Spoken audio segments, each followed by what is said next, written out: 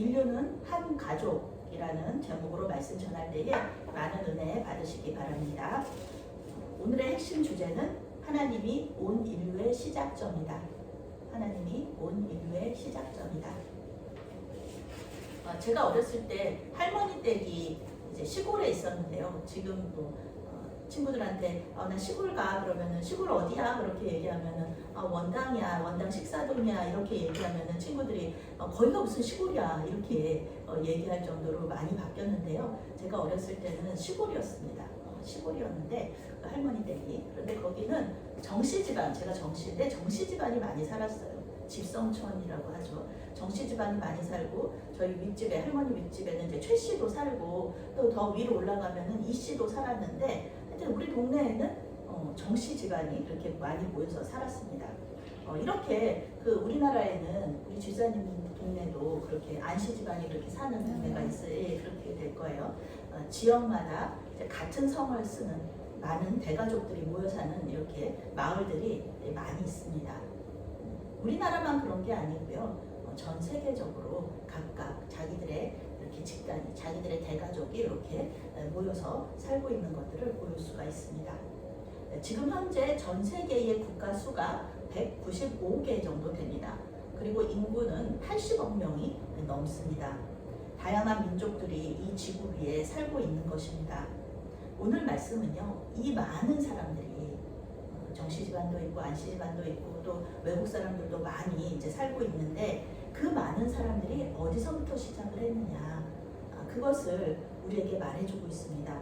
어디서부터 시작해서 온 지구상에 이렇게 퍼져 있을까? 사람이 안 사는 동네가 없다고 하는데 지구에, 그런데 그 과정 가운데 어떻게 하나님께서 역사하셨는지, 그 안에 하나님의 인도하심이 있었다는 것을 우리 믿는 자들에게 알려주고 있습니다. 1절부터 5절까지의 말씀 함께 읽겠습니다.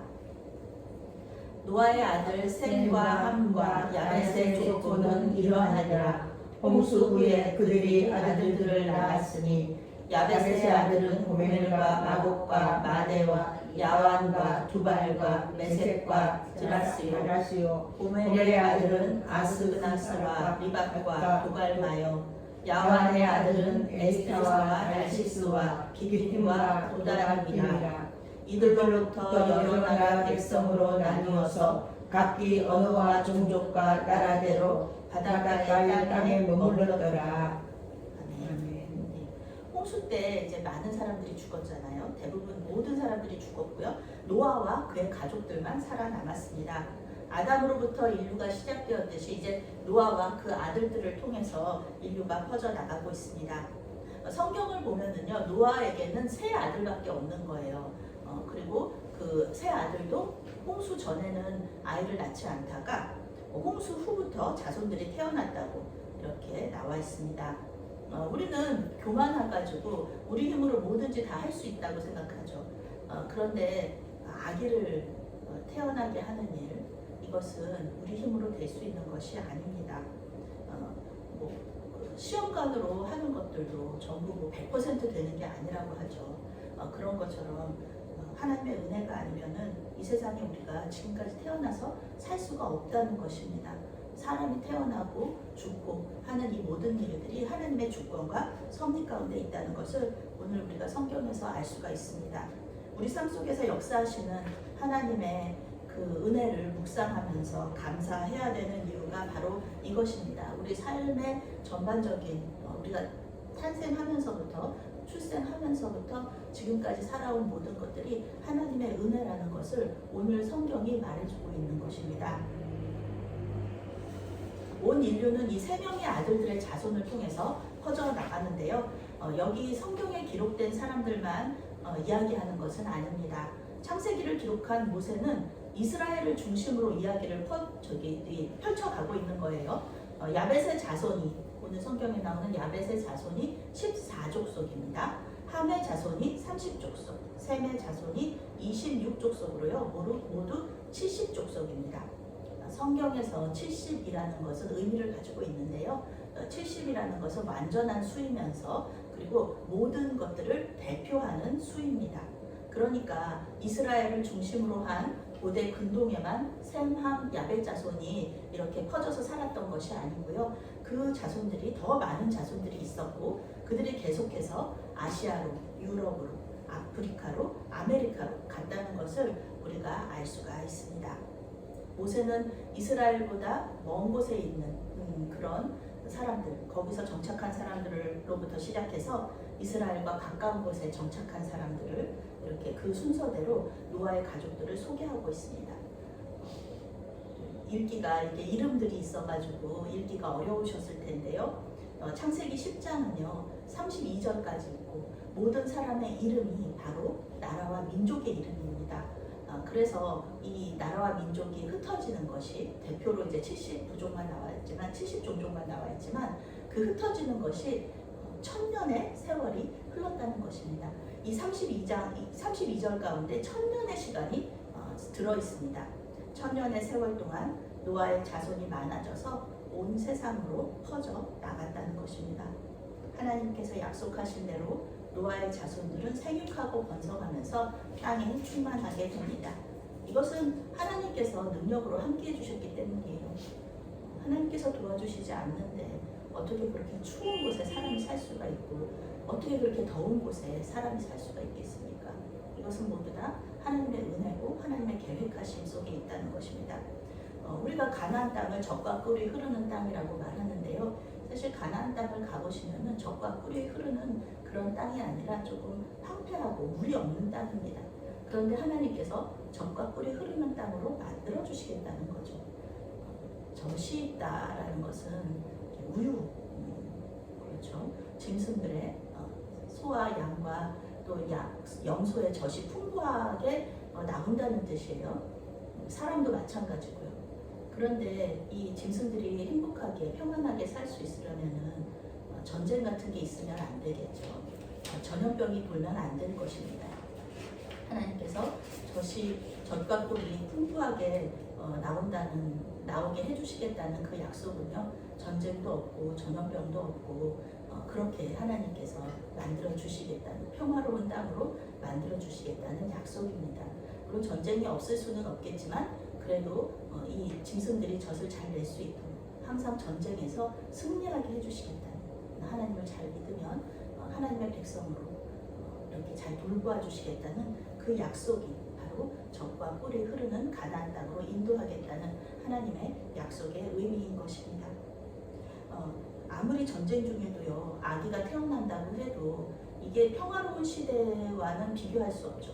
코로나 시대에 얼마나 많은 사람들이 죽었는지 그렇게 하면서 인구 수가 줄어들 것만 봐도 우리는 이 모든 전쟁과 전염병의 부정적인 영향들을 알 수가 있습니다.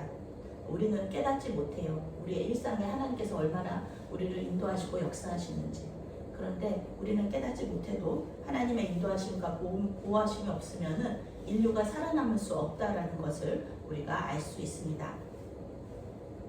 이스라엘과 가장 먼 곳에 정착한 노아의 후손은요, 야벳입니다.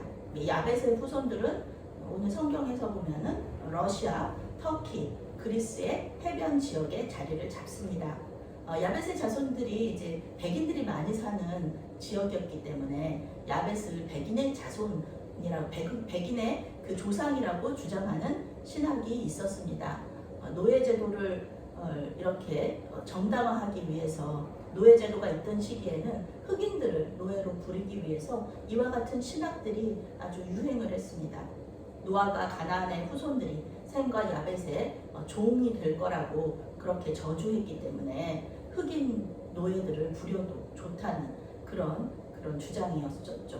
왜냐하면 흑인은 가나안의 후손이기 때문에 이 백인인 야벳의 후손들이 흑인인 가나안의 후손들을 종으로 삼아도 좋다라는 신학들을 계속해서 이렇게 주장을 한 거였죠. 그렇지만 이러한 신학은요 노예제도가 사라지면서 더 이상 그 정당성을 잃어버립니다. 왜냐하면은 야벳의 후손은요 유럽 그쪽 그 러시아 쪽에만 정착한 것이 아니라 고대 근동 지역에도 정착을 했기 때문입니다. 애초에 인류를 황인, 흑인 이렇게 또 백인으로 나눈다는 자체가 어불성설인 것이죠. 이치에 맞지 않은 것입니다. 성경은 세 아들의 자손을 정리하면서 각기 언어와 족속과 나라대로라는 말로 끝을 맺습니다. 영어 성경은 이 구절을 처음으로 올려서 번역합니다. 그들만의 언어들, 부족들, 땅을 가졌다 이렇게 말하는 것이죠. 야벳의 후손들은 자기들만의 언어와 종족과 땅을 가지고 이스라엘의 북쪽에 정착합니다. 계속해서 이렇게 성경이 말하는 것, 나라와 언어와 부족들 그리고 땅을 그들이 가지고 있었다 이렇게 말하는 것은 여기서 모세가 말하고자 하는 이유가 있는 것이죠. 나라들, 부족들, 언어들이 전부 다르잖아요. 그런 것을 보면서 무엇을 생각해야 되느냐? 아, 저 사람들은 영어 쓰는구나. 아, 저 사람들은 프랑스어 쓰는구나. 아, 저 사람들은 일본어 쓰는구나. 그냥 그렇게 거기는 뭐 일본이니까 일본어 쓰는 게 당연하지. 이렇게 생각하는 게 아니라 저 사람들은 왜 일본어를 쓸까? 저 사람들은 어떻게 일본 땅에 저렇게 정착할 수 있었을까? 이런 생각을 하면서 그 모든 것들, 그 모든 과정 가운데 하나님의 계획과 인도하심이 있었다는 것을 알고 하나님을 기억하라라는 것이 오늘 말씀에서 모세가 이 성경을 통하여서 이야기하고 싶은 것입니다. 창세기는 전체가 그렇거든요. 물론 성경 모든 것들이 그렇지만 하나님을 기억하는 것에 초점을 맞추고 있는 것입니다. 6절부터 12절 말씀 함께 읽겠습니다. 함의 아들은 구스와 미스라임과 붓과 가나안이요 구스의 아들은 스바와 하윌라와 삭다와 라마이와 삭드가요 라마의 아들은 스바와 드단이며 구스가 또 님롯을 낳았으니 그는 세상의 첫 용사라. 그가 여호와 앞에서 용감한 사냥꾼이 되었으므로 속담에 이르기를 아문은 여호와 앞에 니므롯같이 용감한 사냥꾼이로다 하더라. 그의 나라는 신할 땅의 바벨과 에렉과 아갈과 갈레아에서 시작되었으며 그가 그 땅에서 아수르로 나아가 니누에와 르호딜과 갈라와 및 느누에와 갈라 사이에 레셋을 건설하였으니 이는 큰 성읍이라. 아멘.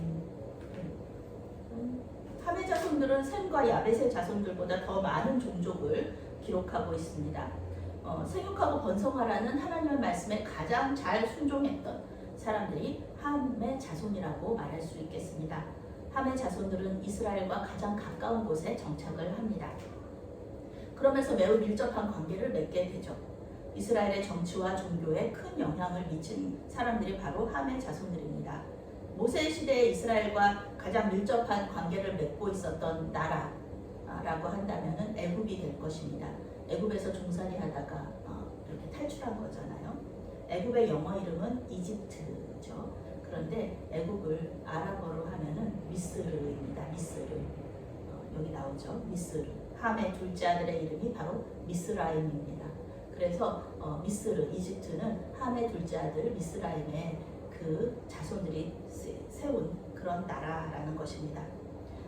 이집트는 이 둘째 아들의 이름에서 비롯되었습니다. 10장에 나오는 이름들이 단순한 사람의 이름이 아니라 나라와 종족의 이름인 것을 우리가 알 수 있죠. 이제 모세는 백성들을 이끌고 광야를 지나서 가나안 땅으로 들어가게 되는데요. 가나안도 함의 자손이죠. 함의 막내 아들의 이름이면서 땅과 족속의 이름이기도 합니다.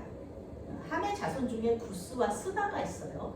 그래서 이제 함을 흑인족의 조상이라고 하는데요. 그렇게 하는 주장이 있는데요. 구스는 지금의 수단입니다. 그리고 스바는 지금의 이디오피아 땅으로 아프리카 지역이죠. 이들은 모두 흑인들이죠. 아주 흑인들도 여러 이렇게 피부색이 있는데 이분들은 굉장히 피부색이 검죠.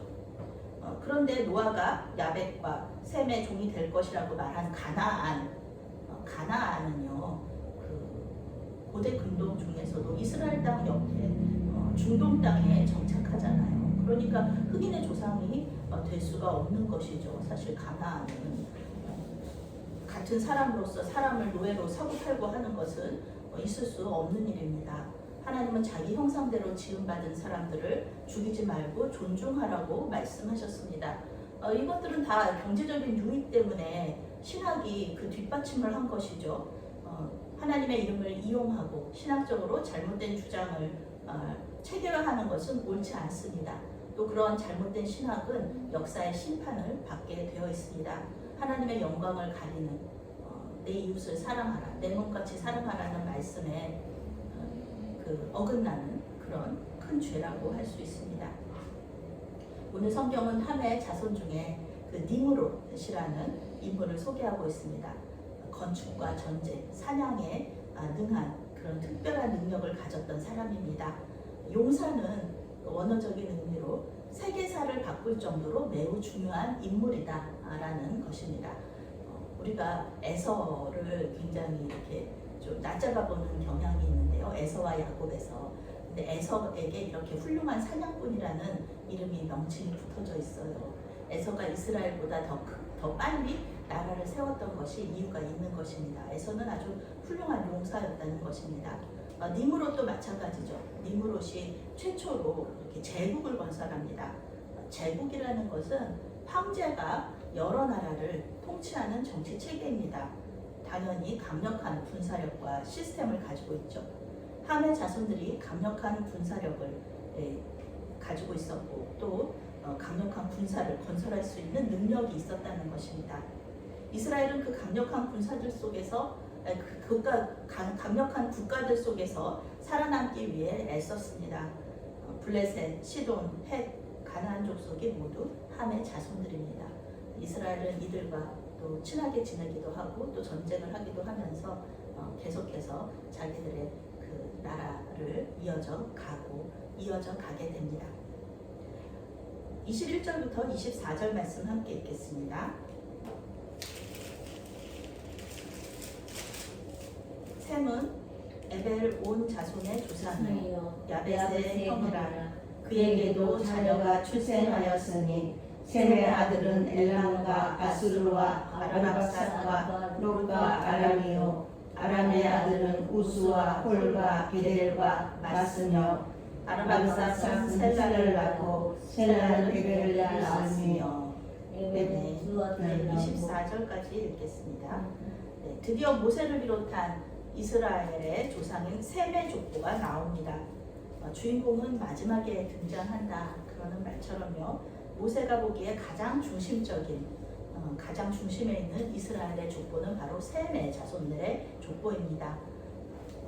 11장에도 이제 이 셈의 족보가 계속해서 이어지게 되는데요. 모세가 말하고 싶은 조상은 바로 아브라함이죠. 아브라함. 이 이야기를 하기 위해서 모세는 천지창조부터 시작하여서 10장이 넘는 이야기들을 기록하고 있는 것입니다. 사실 하나님께서 모세를 통해서 말하고자 하시는 것, 그것은 바로 구원자이신 예수님을 계속해서 얘기하고 싶으신 거예요. 구약에는 예수님이 나타나지 않는다 그렇게 얘기하지만 항상 그 예수님이라는 이름보다는 뭐 씨라든지 아니면은 자손, 별 이런 것들이 전부 다 예수님을 이렇게 포인팅하고 있는 어떤 상징들이죠. 예수님에 대해서 이야기하기 위해서는 아브라함과의 약속이 반드시 필요하기 때문에 하나님은 1000년 동안의 족보를 기록하게 하시면서 서서히 이렇게 시동을 걸고 계시는 것입니다. 셈은 노아의 가장 큰 아들이면서 이스라엘의 조상입니다. 셈의 자손은 지금의 이라크 땅에 정착을 합니다. 아브라함은 이라크 땅에 살다가 지금의 이스라엘 땅으로 이주하면서 하나님의 구원 역사에 참여하게 됩니다. 파주에요. 운정호수라는 곳이 있습니다. 가보신 분이 계실지 모르겠습니다. 운정호수. 거기가 철새 도래지예요. 그래서 이제 겨울에 가면은 기러기 떼를 만날 수가 있습니다. 겨울을 나기 위해서 기러기들이 거기 떼를 지어서 이렇게 있는데요. 대륙을 횡단할 정도로 아주 먼 거리를 날아다니는 그런 새죠. 우리는 V자 형태로 기러기가 무리지어서 이렇게 날아가는 것을 볼 수가 있습니다. 그 V자 형태가 대륙을 가로질러서 날아갈 수 있는 그런 좋은 비행법이죠. 좋은 시스템입니다. 그래서 강한 새들이 먼저 앞서 나가고 그러면서 바람의 그 저항이 이렇게 약해지면 그 뒤에 있는 좀 약한 새들이 따라갈 수 있는 그런 조직적인 그런 비행을 할 수 있는 시스템을 가진 이 새들이 바로 기러기입니다. 그런데 이 운전보수에 있는 이 기러기들을 봤을 때 그 무채색이거든요. 그냥 뭐 회색과 검은색, 흰색으로 이렇게 돼 있는데요. 그런데 너무 멋있어요. 너무 화려해요. 이렇게 떼를 지어서 가는데요. 생각보다 크기가 큽니다. 아주 멋있어요. 무리 중에 대장을 이렇게 딱 한 대장을 이렇게 따라서 그 주변에 이렇게 모여 있는 것들이 참 아름답고 예쁘고 또 좋아 보였습니다. 움직임이 마치 공룡 같아요. 공룡처럼 이렇게 부리로 뭔가를 쪼아 먹는데 멋있어요. 그런데 이렇게 반대쪽을 보니까 까치가 있는 거예요. 까치가. 그 모습은 이제 검은색과 흰색으로 굉장히 이렇게 비슷한데요. 그 조합인데 왜 그렇게 초라한지 모르겠어요. 까치는 작기도 하고 이렇게 기러기는 이렇게 공룡처럼 움직이는데 이 까치는 폴짝폴짝 뛰는 거예요.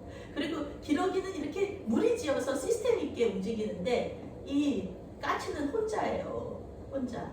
그렇게 이렇게 뭔가를 이렇게 폴짝폴짝 뛰어다니면서 뭔가를 쪼아 먹는 모습이 굉장히 가벼워 보이기도 했습니다.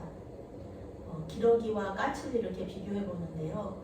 왠지 제 마음속에 한 가지 생각이 나는 거예요. 이 기러기를 보니까 그 여러 명의 부목사님들을 데리고 큰 교회를 이렇게 시스템 있게 이렇게 또 목회하고 계시는 큰 교회 목사님들이 생각이 나는 거예요. 화려하기도 하고 멋있잖아요. 그리고 까치를 보니까 혼자서 그냥 뭐든지 다 해야 되는 그러면서 초라하고 이렇게 가벼워 보이는 폴짝폴짝 힘들게 이렇게 하는 그런 이제 작은 교회 목사님들이 생각이 났습니다. 그런 것들을 보니까 조금 슬프기도 하고 두 개를 이렇게 비교해 보니까 그런 마음이 들었습니다. 그런데요, 오늘 하나님께서는 이러한 비교나 차별로부터 자유하라고 말씀하고 계십니다. 기러기나 까치나 하나님께서 주신 본능에 따라서 사는 새인 것은 같습니다. 두 새는 하나님 앞에 차별받지 않습니다. 그리고 서로를 차별하지도 않습니다. 서로 각자 다른 삶을 살고 있는 거예요. 하나님께서 까치 너는 멀리 날아가지 말고 여기서만 텃새니까 여기서만 살아라. 그리고 많은 무리들 없이 작은 무리들 속에서 살아라. 얘기하시니까 그 말씀에 순종해서 까치는 사는 거고요. 기러기에게는 너는 대륙을 횡단하면서 날아다녀라. 너는 철새니까 따뜻한 겨울에는 이쪽에 살다가 또 좀 날씨가 풀리고 추워지면은 따뜻해지면은 저쪽으로 날아가라. 이렇게 말씀하시는 대로 하나님께서 인도하시는 대로 그렇게 살고 있는 것들이 이 두 새의 삶이라는 것입니다. 우리 사람도 마찬가지입니다. 우리는 하나님의 형상대로 지음받은 귀한 존재들입니다. 우리가 지금 어떤 상황에 있든지 우리는 존재 자체로 귀중한 사람들이고요. 다른 사람들을 인종이나 가진 것들 또 시스템으로 차별하거나 비교할 수 없습니다. 사도 바울은 사도행전 17장에서 하나님께서 모든 인류를 흩으시고 또 지구 위에 여러 지역에 정착하신 것에 하나님의 계획이 있었다라고 말하고 있습니다. 우리는 이와 같이 한 가족이었어요. 그런데 인류가 여러 지역에서 살고 있게 된 이 모든 것들이 하나님께서 살아계시다는 증거라는 것입니다. 우리와 함께 하시고 돌보신다. 그것을 우리에게 알려주시려고 모든 지구 곳곳에 사람들이 살게 하셨다는 것입니다. 이러한 하나님의 뜻과 계획을 알지 못하고 사람을 인종과 환경에 따라서 차별하는 것은요, 온 인류의 아버지 되시는 우리 하나님을 마음 아프시게 하고 또 그분의 뜻에 거스르는 것이 될 것입니다. 하나님의 마음과 눈으로 세상 사람들을 보게 되면은요, 저 사람들 나의 한 가족이구나, 이렇게 생각할 수 있어요. 예수님을 통해서 구원받은 한 가족이구나, 그리고 예수님을 통해서 구원받을 한 가족이구나, 이렇게 우리가 생각할 수 있다는 것입니다. 우리 모두 인류를 한 가족으로 생각하면서 예수님의 인류 구원의 역사에 동참하시는 저와 여러분이 되시기를 바라겠습니다. 아멘. 사랑의 하나님, 우리 모두는 주님 안에서 한 형제와 자매임을 고백합니다. 지구 위에 살고 있는 온 인류를 돌보시는 주님을 경험하게 하여 주시옵소서. 또한 우리의 사랑을 통해서 일하시는 주님을 더 알게 하여 주시옵소서. 예수님의 이름으로 기도합니다. 아멘.